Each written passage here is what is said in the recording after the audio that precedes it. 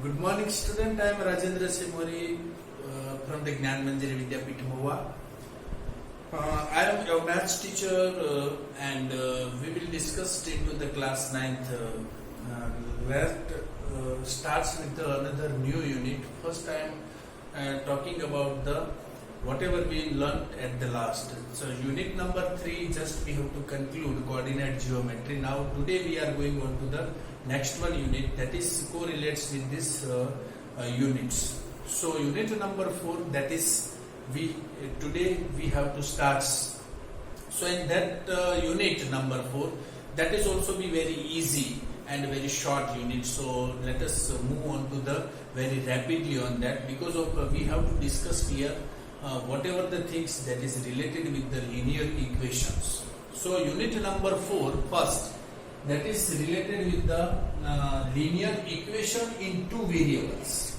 So we have to discuss about what do you understand about the linear equations, and how can we say that it's a linear equations, and how can we say that it's a two variable or one variable, whatever. So first we have to use here linear equations in two variables. So just we have to start this over here. So linear equation first we have to use like suppose we have to use one standard forms of the linear equations like ax plus by plus c is equal to 0. So in this particular things you have to observe that here two variables is used, x and y. So we can say about the two variable. समझ लो linear equations का मतलब होता है it having only one degrees of that. हम already polynomials में सीख चुके हैं कि which kinds of the equation or expression is there. So among them linear equations का मतलब ही ऐसा होता है कि it has only one degree, and we can say that there is no any other degrees of that. So we can say that it's a linear form and it is a standard form of the linear equation in two variable. That's why x and y we have to put it. This chapter is also a base of 10th class, and that times also we consider the linear equation in one variable. So we can also very useful this particular chapters in front of you. So be careful about that. Linear equation in two variables, so we have to start it some of the points on it, and then after we discussed about that. For example, ऐसा मैंने बोला x plus y is equal to 0.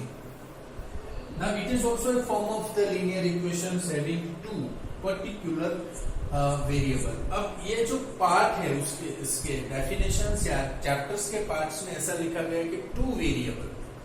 Two variable का मतलब ही होता है x और y, यानी x यदि ये x एक ही वेरिएबल होता then we can say that linear equation in one variable, but here using two variable x and y both, so we can say that it having the two variables and it is linear.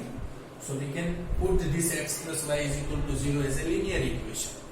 तो ऐसे equations को हमें consider करना है, one by one उसके ऊपर हमें जाना है. I can also send some keynotes today for this chapters only. Then you can also put this keynotes into the front side of this fair book of unit number 4. This unit is very useful. So all the keynotes you have to write down this today's portions, and then after you have to go for the exercise. Okay. So let us move on to the two things first. Linear equation किसको बोला जाता है? मैं ऐसा बोलता हूं कि यदि ये है कि ax plus by plus c is equal to 0, where a and b are the real number and x y जो हम बात कर रहे हैं वो क्या है, वेरिएबल है. कभी ये a b and c इसमें से a और b कभी 0 नहीं होना चाहिए, ये कंडीशन होनी चाहिए. क्या मैं बात कर रहा हूं, ax plus by plus c is equal to 0, इसमें a और b और c never be considered as a 0. ये कभी 0 नहीं होना चाहिए. यदि वो 0 हो गया तो लीनियर इक्वेशन नहीं कहलाएगा. मतलब ऐसे हम बात कर रहे हैं कि ax plus by plus c is a standard form of the linear equation in two variable. So we can put this definitions also. Okay. So let us move on to the further points. Just you have to open your textbook also, so you can also parallel with me what I am telling in front of you. Okay, so you open your textbook and whatever I mentioned, the page number and examples, whatever, that you directly see from your textbook. So let us move on it.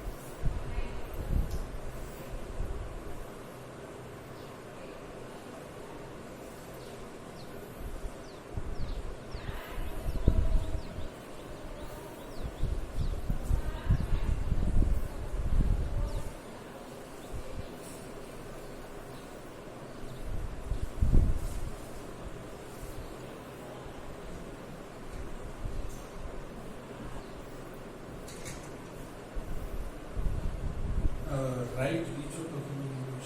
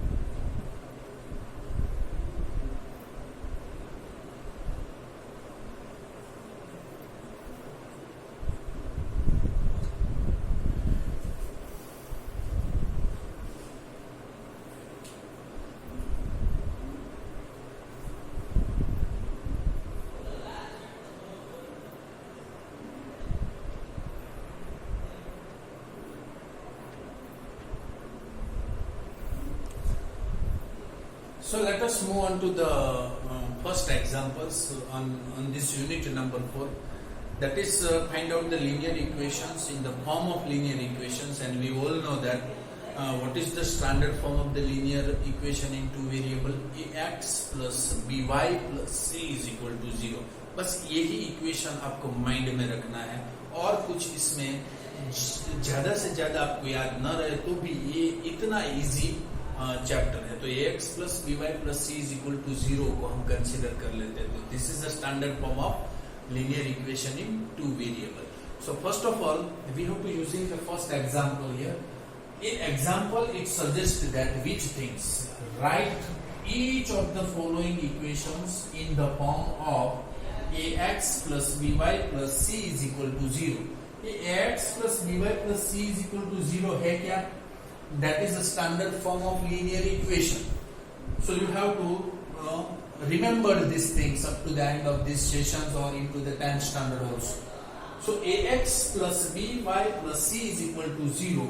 and indicate the value of A, B and C। बस इतना ही करना है और कुछ करना ही नहीं है। यहाँ पे जो भी इक्वेशंस आपको दिए गए हैं उस इक्वेशंस को किस फॉर्म में रखना है, ax plus by plus c is equal to 0, यही फॉर्म में आपको रख देना है और बाद में उसकी value a, b and c को इंडिकेट करना है। बस इतना ही करना है। तो पहला इक्वेशन हमारे पास ये है और दूसरा ये है। सो फर्स्ट वन हम कंसीडर करें 2x plus 3y is equal to 4.37। Now first we have to put like that way 2x, हमें क्या करना है, इसी फॉर्म में लाना है ax plus by plus c is equal to 0। तो हम क्या करेंगे, 2x प्लस 3y माइनस ये इस साइड आएगा तो कितना रहेगा, माइनस 4.37 इज इक्वल टू 0। अब ये फॉर्म में तो आ गया, क्या फॉर्म में आ गया, ax दूसरा by लास्ट में प्लस c। अब प्लस c हो मतलब यहाँ पे जो भी साइन हमारे पास c की हो वही साइन हम लिखेंगे, उसमें कोई दिक्कत नहीं है क्योंकि हमें इंडिकेट भी करना है ना। तो ये फॉर्म तो बन गया, it is in the form of ax plus by plus c is equal to 0। Nothing to do in exercise in this particular equation। 2x plus 3y उस 4.37 को इस साइड हम लाए। बाद में भी हमें तो ये अभी इनिशियल है इसीलिए पता नहीं चल रहा है, बाद में तो हमें ऐसे ही पता चल जाएगा कि this is a constant value of c, this is a y variables value and this is x variable value. So we directly compare of this, nothing to hard inside. ax plus by plus c is equal to 0। So that's why 2x plus 3y is equal to 4.37, just we have to take over here। अभी तो यहाँ पे इसके साथ मुझे compare करना है इसलिए मैं आपको बता रहा हूं। So अब आप देखो तो इसमें a क्या है, फिर बाद में b क्या है और c क्या है, ये हमें इंडिकेट करना है क्योंकि यहाँ पे लिखा है and indicate the value of a, b and c। तो a की वैल्यू क्या है, हम किसके साथ कंपेयर करेंगे, सीधा हमारा ax plus by plus c is equal to 0 के साथ। इस इक्वेशन हमारे माइंड में रखना है क्योंकि it is a standard form of linear equations in two variable. So ax plus by ax के साथ इसको कंपेयर करो तो a इज इक्वल टू क्या हुआ, ax को इस 2x के साथ कंपेयर करो तो क्या हुआ, a is equal to 2। Very good. अब by को इस 3y के साथ कंपेयर करो तो क्या हुआ, b इज इक्वल टू 3 हुआ। प्लस c को इसके साथ हम कंपेयर करेंगे तो ये क्या हुआ, माइनस। यदि प्लस है तो प्लस साइन लिखने की जरूरत नहीं है, बट माइनस है तो minus sign you have to write. Okay, so minus 4.37। तो ये हो गया आपका a, b and c and this is your form of ax plus by plus c is equal to 0। ये पहला क्वेश्चन पूरा हो गया। अब दूसरी की बात हम कर रहे हैं, x minus 4 is equal to under root 3 into y. So we just put here, क्या है हमारे पास, x minus 4 is equal to under root 3 into y. So we just using here ax plus by plus c is equal to 0, इसके साथ ही सीधा compare करेंगे हम। So we get x minus 4। अब आप देखो इसको हम इस साइड ले रहे हैं, under root 3 into y is equal to 0। अब आप देखो तो इसको थोड़ा रीअरेंज करना पड़ेगा, तो हम रीअरेंज कर रहे हैं यहाँ पे क्योंकि इसी कंडीशंस को हम आगे नहीं बढ़ाएंगे। तो हम क्या करेंगे, ये हमारा कांस्टेंट वैल्यू हमें पता है, उसको लास्ट में ले जाएंगे और y वेरिएबल वाला जो भी है वो हम बीच में लाएंगे। तो इसको रीअरेंज कैसे करते हैं, x को एज इट इज रहने देते हैं, इसको इस साइड लाते हैं, मतलब इसी साइड पे रीअरेंज कर रहे हैं, मतलब हम साइड चेंज नहीं कर रहे, याद रखना। So minus under root 3y as it is, क्योंकि यहाँ पे माइनस ही है तो माइनस ही यहाँ पे रखते हैं, माइनस अंडर रूट 3y और माइनस 4 इज इक्वल टू 0। क्योंकि रीअरेंज इसीलिए करना पड़ता है कि हमें compare ax plus by plus c से करना है, तो बीच में y वाला ही टर्म्स आना चाहिए, पहले x वाला ही आना चाहिए और लास्ट में c वाला आना चाहिए। समझ में आ गया? So that's why we have to conclude. So अब हम डायरेक्टली यूज कर सकते हैं ax, मतलब ये यहाँ पे क्या है, कुछ भी नहीं है ए यहाँ पे, तो हम क्या ले सकते हैं 1। तो a इज इक्वल टू, जब भी याद रखो वेरिएबल का कोई भी कोएफिशिएंट भी नहीं है, मतलब प्रोडक्ट में कुछ भी नहीं है, तब हम क्या रख सकते हैं 1 रख सकते हैं। a is equal to 1, b is equal to minus under root 3 and c is equal to minus 4। This is your answer. दो ही लाइन करनी है, कंपेयर करना है x plus dy plus c के साथ। That's all, that is very easy things. So in the first exercise we have to move. तो जो भी एग्जांपल्स हम करते जाएंगे वो एग्जांपल्स और एक्सरसाइज एक साथ में करेंगे, मतलब जो चीज बड़ी इजी है उस चीज को हम एक्सप्लेन करेंगे। और एक दूसरी बात मैं बता दूं कि इसी चैप्टर में थोड़े ग्राफ्स का भी कंसेप्ट होगा। तो थर्ड यूनिट में जो थोड़ा ग्राफ था, RGWRT में आपका जो परफॉर्मेंस था मुझे अच्छा लगा, because of this coordinate geometry is very easy thing. अभी भी जो चीज बड़ी इजी होती है और आपको समझ में नहीं आती, या आप पढ़ते नहीं हो, या आप रीड नहीं करते हो, that's why you have to collapse. तो मैंने दो चीज ही बताई थी आज के क्वेश्चंस नंबर 1 में। मैंने आपको बताया था WRT में कि एक सिंपल सा चीज हो, उसमें मैंने ऐसा बताया कि लॉकेट द फॉलोइंग पॉइंट्स। जो भी पॉइंट्स है उसकी पोजीशन आपको बतानी थी। जो पोजीशंस के ऊपर जो पॉइंट्स थे वो पॉइंट्स के पोजीशंस आपको सिर्फ लिखनी थी, और उसमें आप नंबर्स में लाइन दिख सकते थे और वही लाइन आप गिन सकते थे, काउंट कर सकते थे, और वही काउंट करके वो लाइन के ऊपर से आपको 2 पॉइंट्स मिलाने थे। और ये जो डी पॉइंट होता है, तो डी पॉइंट कहां से, नीचे एक्सिस पे क्या है और वाई एक्सिस पे कहां पे है, वो सिर्फ आपको लाइन करके दिखाना था वो पोजीशन, और उसके ऊपर ये नंबर लिखने थे। तो आपने वो क्वेश्चन ही छोड़ दिया। बहुत सारे स्टूडेंट्स ने क्वेश्चन छोड़ दिए, जो जिसने भी लिखा वो गलत लिखा। समझ में आ गया? तो ऐसी सब चीज। और एक क्वेश्चन था टेबल का, जिसमें आपको सभी कुछ दिया गया है, नंबर्स आपको दिए गए हैं, आपको बताना था ये नंबर की पोजीशन कहां पे है। 0 0 है तो एक्स और वाई के ऊपर होगा, या एक भी क्वाड्रेंट के अंदर वो इंडिकेट नहीं होगा, वो तो ओरिजिन है। ओरिजिन कहीं भी नहीं होता, एक्स एक्सिस पे नहीं होता, वाई एक्सिस पे नहीं होता, क्वाड्रेंट किसी पे नहीं होता। वही सभी जगह पे आपको क्रॉस करना था। तो आपने एक में क्रॉस किया, एक में राइट किया, एक में क्रॉस किया, एक में राइट किया, किसी ने एक्स और वाई एक्सिस में उसको राइट किया, ये सब चीज होती है, वो गलत है। तो थोड़ा सा मैं ट्विस्ट करके कोई भी क्वेश्चन आपको पूछूं, इसका मतलब ऐसा होता है कि you have to perform only the exercise. तो एक्सरसाइज के ही क्वेश्चंस हमें आए और बाकी कुछ ना आए, ऐसा हो ही नहीं सकता, और ऐसा होना नहीं चाहिए।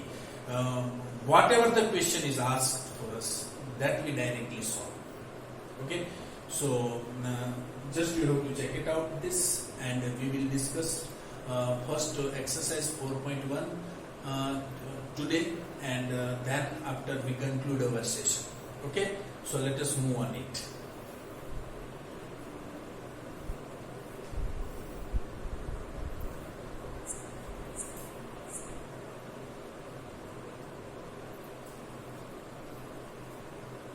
So let us move on to the next example number 2 before going on to the exercise 4.1. Okay, so this example also, sometimes these kinds of the questions also be asked in this short questions, so you can also focus on it. Here question is that example number 2, that is also from your textbook, so you can also use example 1 and example 2 from your textbook. So you can open your textbook and you can also simultaneously check whether it is going correct or not. Okay, so first of all write each of the following as an equation in 2 variable. आपको ये जो चीज दी गई है x is equal to -5, उसके ऊपर से आपको 2 वेरिएबल का एक लीनियर इक्वेशन बनाना है। So that is difficult. हम पहली नजर में उसको देखेंगे तो हमें डिफिकल्ट लगेगा, बट हम इसका भी एक्सप्लेनेशन कर सकते हैं, क्योंकि जिसका पॉलिनोमियल्स में अच्छी तरह से इक्वेशंस के ऊपर कमांड था उसको कोई दिक्कत आने वाली नहीं है। बट दिक्कत उसको आएगी जब वो पॉलिनोमियल की इक्वेशन को ही समझ नहीं रहे अभी तक। वो सभी स्टूडेंट्स को इसमें प्रॉब्लम हो सकता है, but I feel that there is no any kind of the doubts regarding that, because of everyone is knows that equation in two variable how can we write. So first x is equal to 5 को हम उसे equations के form में लिखना है two variable के form में, तो टू वेरिएबल होने चाहिए, याद रखो। अब यहाँ पे x इज इक्वल टू -5 है, हमारा linear equation ax plus by plus c is equal to 0, ये कहीं भी आपको लिख ही देना है, क्योंकि ये जितनी बार आपको याद रहेगा उसके ऊपर से आपको आइडियाज आएंगे कि कैसे उसको कवर करना है। x इज इक्वल टू -5 है। अब ये जो है हमारा स्टैंडर्ड फॉर्म है ax plus by plus c is equal to 0 for linear equation in two variable. Now x is equal to -5, how can we put, अब x तो है हमारे पास, तो x तो लिख सकते हैं ना x, ओके। तो यहाँ पे एक ही जगह पे कुछ नहीं है, क्योंकि बाद में हमें ABC को इंडिकेट करना हो तो हम लिख सकते हैं ना कि 1 into x ऐसा लिख सकते हैं, क्योंकि ये यहाँ पे कुछ है ही नहीं, so we can use real 1 लिखो ना लिखो कुछ फर्क नहीं पड़ता है, but we have to use x, तो x तो हमारे पास ही। अब ये जो है वो हमारा c है, हमें पता है, y हमारे पास है ही नहीं, y हमारे पास नहीं है, फिर भी उसको इसी फॉर्म में लिखना है, तो कैसे लिखें? So we have to use their y है ही नहीं, तो हम 0 into y करने से ये 0 ही हो जाएगा, 0 into y करने से ये बीच वाला वेरिएबल का फॉर्म भी बन गया, और ये यहाँ पे इंप्लीमेंट है नहीं तो भी यहाँ से ओमिट हो सकता है। मतलब इसका मतलब ऐसा हुआ कि x का फॉर्म तो x ही रखेंगे, 0.y ऐसे मान ले कि यहाँ पे एक y है, बट y की वैल्यू क्या होगी? 0 होगी, 0 है तो y भी 0 ही हो जाएगा, तो ये लिया है नहीं लिया कुछ फर्क नहीं पड़ता, but now it is in the form of by। सो आगे बढ़ते हैं, ये -5 इस साइड लाएंगे हम, तो ये क्या हो जाएगा? +5 and then we have to use 0, तो ये हो गया आपका ax plus by plus c is equal to 0। सिर्फ हमें क्या कहा गया था? x is equal to -5, x है हमारे पास, y नहीं है तो हम 0 के साथ y ले सकते हैं, ऐसे x नहीं है तो x को हम 0 के साथ ले सकते हैं। समझ में आ गया?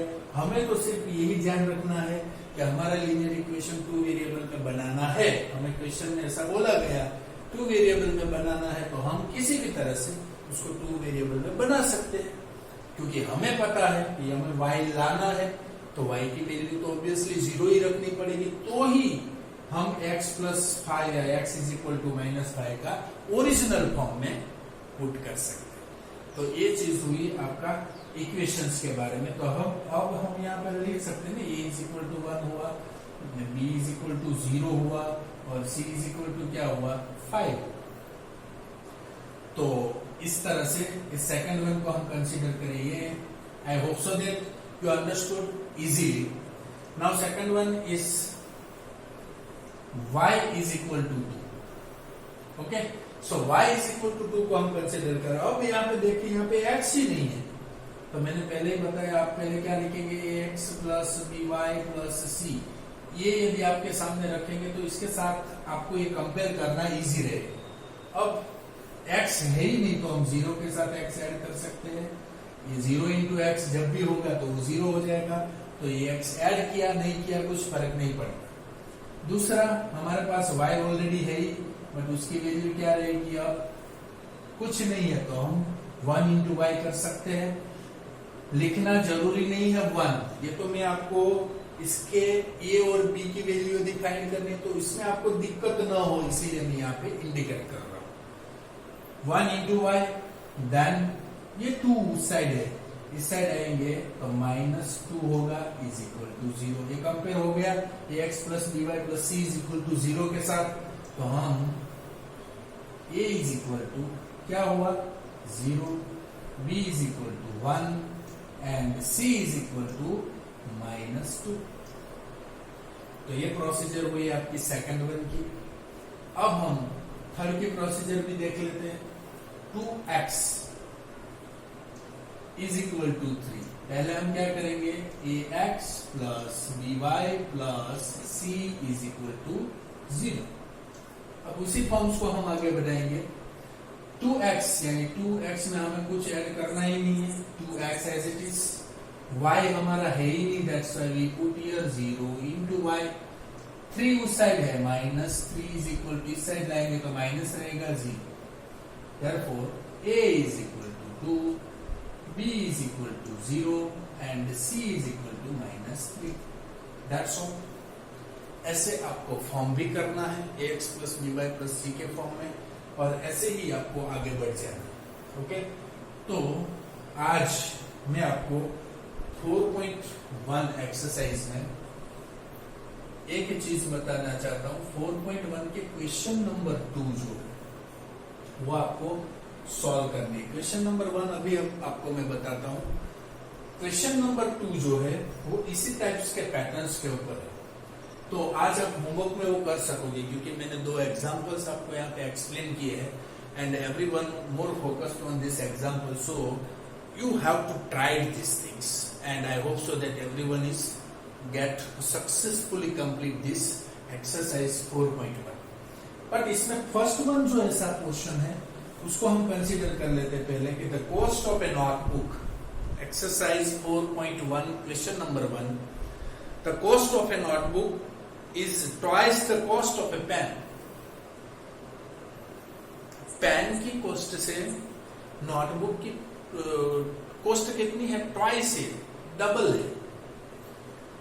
Right a linear equation in 2 variable to represent this statement. अब ये स्टेटमेंट्स को रिप्रेजेंट करने के लिए आपको एक 2 वेरिएबल का एक लीनियर इक्वेशन बनाना है। Take the cost of a notebook to be x and that of pen to be y। Pen को आप y मान लो और नोटबुक को आप कंसीडर करो x, तो आपका लीनियर इक्वेशन 2 वेरिएबल में क्या बनता है वही बताना है।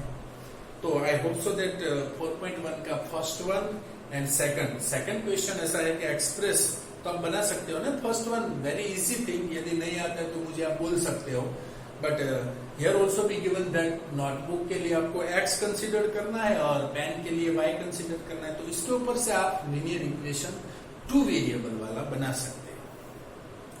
सेकंड वन, तो ये रहेगा आपका एग्जांपल 1 जो आज हमने देखा, उसके ऊपर एक क्वेश्चन नंबर 1 रहेगा और क्वेश्चन नंबर 2 रहेगा वो हमारा एग्जांपल नंबर 2 जो अभी हमने डिस्कस किया उसके ऊपर रहेगा। तो express the following linear equation in the form of ax plus by plus c is equal to 0 and indicate the value of a, b, c and each to each।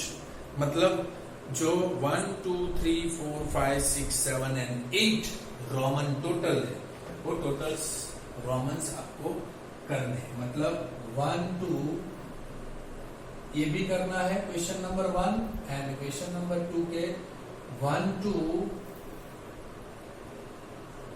8 तक you have to cover in today's homework। Okay, so we discussed into the next portion that is related with the another points of this unit। So 4.1 today you have to complete, and question number 1 and question number 2 both things I already explained into the example, so you have to solve is question number 1 and question number 2 in the homeworks। You can directly write into the fair book, यदि आप fair book में भी सीधा लिखो तो भी मुझे कुछ दिक्कत नहीं है, and you send this photographs of your fair book to me। Okay, so I hope so that you understood well, and if you having any kinds of the doubt you can ask me। Okay, but work hard on the mathematics, because of mathematics is the important subjects for you, and if you have to get more interest into the mathematics, then you have to try more practice on it। If you have getting more tried on each and every examples and exercise, then automatically you get the confidence and you have to get more interest to learn about the mathematics। Okay, thank you very much for being with us। We will meet next day tomorrow very soon। Okay, thank you very much।